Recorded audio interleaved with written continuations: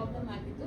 ಖಾಲಿ ಥಿಯೇಟರಲ್ಲಿ ನಿಂತ್ಕೊಂಡು ಈ ಥರ ಸಿನಿಮಾಗೆ ರೆಸ್ಪಾನ್ಸ್ ಇಲ್ಲ, ಖಾಲಿ ಹೋಗ್ತಾ ಇದೆ ಥಿಯೇಟರ್ ಅನ್ನೋ ಥರದಲ್ಲಿ. ಅಂದರೆ ಸುಮಾರು ಒಂದು 7-8 ವರ್ಷದ ಹಿಂದೆ ನಿಮ್ಗೆ ರಿಲೀಸ್ ಆದಂತಹ ಒಂದು ಸಿನಿಮಾದಲ್ಲಿ ಸೇಮ್ ಪ್ರಾಬ್ಲಮ್ ಆಗಿತ್ತು.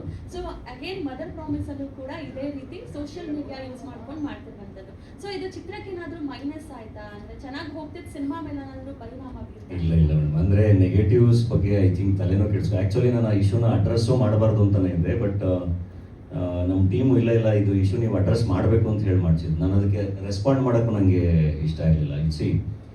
ಇದೇ ನಮ್ಮ ಬಡವರ ರಾಸ್ಕಲ್ ಭಾಳ ಅದ್ಭುತವಾಗಿ ಹೋಗ್ತಾ ಇತ್ತು ಥಿಯೇಟ್ರ್ಗಳಲ್ಲಿ, ಆ್ಯಂಡ್ ಅವಾಗಲೂ ಕೂಡ ನೆಗೆಟಿವ್ ಮಾತಾಡೋರು ಇದ್ದರು. ಹೆಡ್ ಬುಷ್ ಬಹಳ ಚೆನ್ನಾಗಿ ಆಗ್ತಾ ಇತ್ತು, ಸ್ಟಿಲ್ ಕಾಂಟ್ರವರ್ಸಿ ಅದ್ರ ಮಧ್ಯಾಹ್ನ ಹೆಡ್ ಬುಷ್ ಬಹಳ ಚೆನ್ನಾಗಿ ನಮಗೆ ಸಿನಿಮಾ ಆಗ್ತಾ ಇತ್ತು. ಟಗರು ಪಲ್ಯ ಮಾಡಿದಾಗ್ಲೂ ಒಂದು ಕಡೆ ಈ ಟ್ವಿಟ್ಟರಲ್ಲಿ ಅಲ್ಲಿ ಇಲ್ಲಿ ಇದು ಮತ್ತೆ ಅದೇ ರೆಗ್ಯುಲರ್ ಥರದ ಸಿನಿಮಾ ಅಂತ ಹಂಗೆ ನಡೀತಾನೆ ಇತ್ತು. ಆ್ಯಂಡ್ ಮದರ್ ಪ್ರಾಮಿಸ್ ಮಾಡಿದಾಗಲೂ ಅದು ನಡೀತಾನೆ ಇದೆ. ಆ್ಯಂಡ್ ಇದು ಬರೀ ನನ್ನ ಸಿನಿಮಾಗೆ ಅಥವಾ ನಮ್ಮ ಸಿನಿಮಾಗೆ ಅಂತಲ್ಲ, ಕನ್ನಡದ ಯಾವ ಸಿನಿಮಾ ರಿಲೀಸ್ ಆದರೂ ಇದು ನಡೀತಾನೆ ಇರುತ್ತೆ. ಸುದೀಪ್ ಸರ್ ಎಷ್ಟೊಂದು ಸರಿ ಹೇಳಿದ್ದಾರೆ, ಎಲ್ಲ ಆ್ಯಕ್ಟರ್ಗಳು ಅದನ್ನ ಅಡ್ರೆಸ್ ಮಾಡ್ತಾನೆ ಇರ್ತಾರೆ. ಅದು ಯಾರದೇ ಸಿನಿಮಾ ರಿಲೀಸ್ ಆಗಲಿ, ಸುದೀಪ್ ಸರ್ದು ರಿಲೀಸ್ ಆಗಲಿ, ಶಿವಣ್ಣ ಅವ್ರದ್ದು ರಿಲೀಸ್ ಆಗಲಿ, ದರ್ಶನ್ ಸರ್ದು ರಿಲೀಸ್ ಆದಾಗ, ಈಗ ಎಷ್ಟೋ ಟಾಕ್ಸಿಕ್ ಬರ್ತಿದ್ದಾಗ, ಯಾವಾಗ್ಲೂ ಒಂದು ವರ್ಗ ಇದ್ದೇ ಇರುತ್ತೆ ಫಾರ್ ವೇರಿಯಸ್ ರೀಸನ್ಸ್. ಬೇರೆ ಬೇರೆ ಥರದಲ್ಲಿ ಆ ಥರ ಒಂದು ನೆಗೆಟಿವ್ ಮಾಡೋವಂಥದ್ದು ನಡೀತಾನೆ ಇರುತ್ತೆ. ಅದಕ್ಕೆ ನಾನು ಜನರಲ್ ಆಗಿ ಬರೆದು ಹಾಕಿದ್ದು, ದಿಸ್ ಕಲ್ಚರ್ ಶುಡ್ ಸ್ಟಾಪ್ ಅಂತ. ಆ್ಯಂಡ್ ಅದನ್ನು ಅಡ್ರೆಸ್ ಮಾಡೋದು ಐ ಡೋಂಟ್ ನೋ ಹೆಂಗೆ ಅಡ್ರೆಸ್ ಮಾಡಬೇಕು ಎಲ್ಲ ಅಂತ. ಬಟ್ ಅದ್ರ ಬಗ್ಗೆ ಎಲ್ಲ ಆ್ಯಕ್ಚುಲಿ ಅದನ್ನು ನೆಗ್ಲೆಕ್ಟ್ ಮಾಡಬೇಕು, ಇಗ್ನೋರ್ ಮಾಡಬೇಕು. ಸಿನಿಮಾ ಬಹಳ ಚೆನ್ನಾಗಿದ್ದಾಗ, ಜನ ಬಂದಾಗ ಅದನ್ನು ಯಾರೂ ತಡೆಯೋಕ್ಕಾಗಲ್ಲ. ಎಷ್ಟು ನೆಗೆಟಿವ್ ಮಾಡೋಕ್ಕಾಗುತ್ತೆ? ಪ್ರೇಕ್ಷಕನಿಂದ ಪ್ರೇಕ್ಷಕನಿಗೆ ಹೋಗೋದೇ ಸತ್ಯ. ಆ ಸತ್ಯದ ಮುಂದೆ ಇನ್ಯಾವ ಸತ್ಯನೂ ಇಲ್ಲ. ಆ್ಯಂಡ್ ಡೆಫಿನೆಟ್ಲಿ ಇವತ್ತಿಗೆ ಕನ್ಫ್ಯೂಷನ್ಸ್ ಇದೆ. ಅಂದರೆ ಆಡಿಯನ್ಸಿಗೆ ಸೋಷಿಯಲ್ ಮೀಡಿಯಾದಲ್ಲಿ ಬರೋದು ಯಾವ್ದು ನಿಜ ಯಾವ್ದು ಸುಳ್ಳು, ಅಥವಾ ಮೀಡಿಯಾದಲ್ಲಿ ಬರೋದು ಯಾವ್ದು ನಿಜ ಯಾವ್ದು ಸುಳ್ಳು, ಯಾವುದನ್ನು ಜಡ್ಜ್ ಮಾಡದೇ ಇರೋ ಪರಿಸ್ಥಿತಿಗೆ ಬಂದಿದೆ ಇವತ್ತು ಎಲ್ಲದನ್ನು. ಸೊ ಹಂಗಿದ್ದಾಗ ಸತ್ಯ ಯಾವುದು ಅಂತ ಕಂಡುಕೊಳ್ಳೋದು ಅದು ಪ್ರೇಕ್ಷಕನಿಗೆ ಬಿಟ್ಟಿದ್ದು. ಸೊ ಆಡಿಯನ್ಸ್ಗೆ ಹೋದಾಗ ಮಾತ್ರ ಐ ಥಿಂಕ್ ಯಾವುದೇ ಒಂದು ಸಿನಿಮಾ ಪ್ರಾಡಕ್ಟ್ ಎಲ್ಲದನ್ನು ಬಹಳ ಚೆನ್ನಾಗಿ ಆಗೋದು. ಸೊ ಆ ನಂಬಿಕೆ ಮೇಲೇ ನಾವು ಸಿನಿಮಾಗಳನ್ನ ಮಾಡಬೇಕು, ಬಿಟ್ಟರೆ ಅದು ರೆಗ್ಯುಲರ್ ಆಗಿ ಇದ್ದೇ ಇರುತ್ತೆ.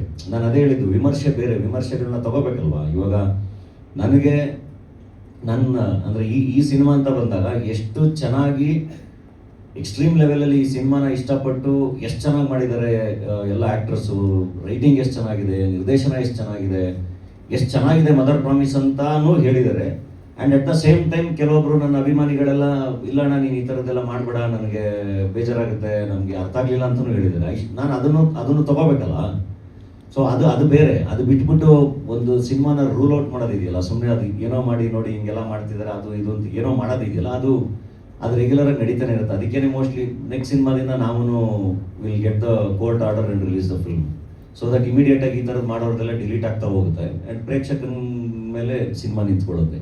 ಸೊ ಆ ಥರದನ್ನು ಮಾಡಬೇಕಾಗುತ್ತೆ. And at the same time I know, ಈಗ ಅಭಿಮಾನಿಗಳು ಕೆಲವೊಬ್ಬರು ಅಂತ ಹೇಳಿದೆ, ಅವ್ರಿಗೆ ಇದು actually to be friend from the ಪೋಸ್ಟಿಂದ ನೋಡಿದ್ರೆ ಇದು ಕಂಪ್ಲೀಟಾಗಿ ನಾನು ಒಬ್ಬನ ಸಿನಿಮಾ ಅಲ್ಲ ಅನ್ನೋದು ನಿಮಗೆ ತುಂಬ ನೀಟಾಗಿ ಅರ್ಥ ಆಗುತ್ತೆ. ನಾನು ಎಲ್ಲರೊಳಗೊಬ್ಬ ಪಾತ್ರವಾಗಿ ಕೂತಿರೋದು. ಏಕೆಂದರೆ ಇದು ಜನ್ರೇಷನ್ ನೆಕ್ಸ್ಟ್ ಸಿನಿಮಾ, ಇದು ಜನ್ಸಿಗಳಿಗೆ ಅಂತಲೇ ನಾವು ಫಸ್ಟು ಇದನ್ನು ಓದ್ದಾಗಲೇ ನಾವು ಮಾಡಿದ ಸಿನಿಮಾ. ಸೊ ನನ್ನ ಖುಷಿ ಏನು ಅಂದರೆ ನನ್ನ ಸಿನಿಮಾಗಳು ನಾನು ಜರ್ನಿ ಮಾಡ್ತಾನೆ ಇರ್ತೀನಿ, ನನ್ನ ಮಾಸ್ ಸಿನಿಮಾಗಳು ಮಾಡ್ತಾನೆ ಇರ್ತೀನಿ, ಅಥವಾ ನಾನು ಒಂದಿಷ್ಟು ಎಕ್ಸ್ಪೀರಿಮೆಂಟ್ಸ್ನೂ ಮಾಡ್ತಾನೆ ಇರ್ತೀನಿ.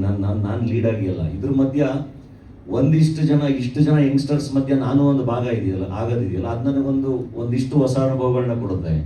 ಸೊ ಅದೊಂದು ಫ್ರೆಶ್ನೆಸ್ ಕೊಡುತ್ತೆ. ಆ ಥರ ಒಂದು ಅಟೆಂಪ್ಟ್ ಮಾಡಿದ್ದೆ. ಹಂಗಂದ್ರೆ ಇಡೀ ಸಿನಿಮಾ ನಾನೇ ಇರಬೇಕು ಅನ್ನೋದಲ್ಲ ಅದು. ಸೊ ಇಡೀ ಸಿನಿಮಾ ನಾನೇ ಇದು ನನ್ನ ಸಿನಿಮಾ ಅಲ್ವೇ ಅಲ್ಲ ಆ್ಯಕ್ಚುಲಿ. ಸೊ ನನ್ನ ಸಿನಿಮಾ ಅಲ್ಲ ಅಂತಲ್ಲ, ನನ್ನ ಒಬ್ಬನ ಸಿನಿಮಾ ಅಲ್ಲ, ನಾನು ಇಡೀ ಒಂದು ತಂಡದ ಒಂದು ಭಾಗ ಆಗಿ, ಒಂದು ಪಾತ್ರ ಆಗಿ ಮಾಡಿರೋಂಥದ್ದು. ಸೊ ಒಂದೊಂದು ಸಿನಿಮಾನ ಒಂದೊಂದು ರೀತಿ ನೋಡಬೇಕಾಗುತ್ತೆ.